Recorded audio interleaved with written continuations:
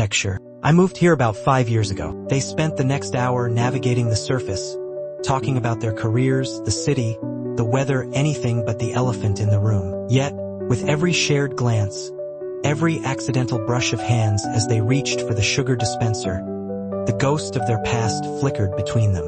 The easy camaraderie, the unspoken understanding that had defined their teenage years was still subtly present. As Lisa stood to leave, a stray strand of hair fell across her forehead. Jennie instinctively reached out to tuck it behind her ear, a familiar gesture from a lifetime ago. Lisa froze, her eyes locking with Jennie's. The air crackled with a forgotten energy. "Maybe," Lisa said softly, her voice barely a whisper, "we could catch up properly sometime."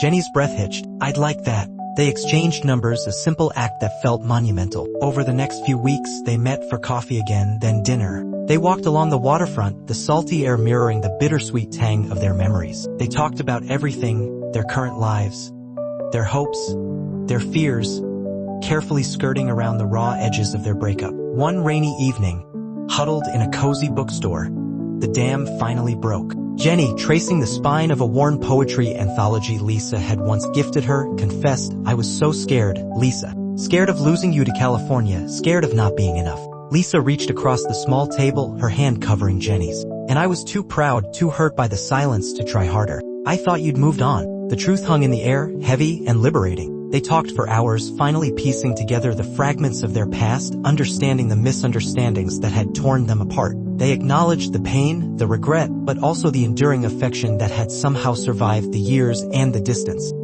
The old spark, they discovered, hadn't completely died. It had merely been banked, waiting for the right conditions to reignite.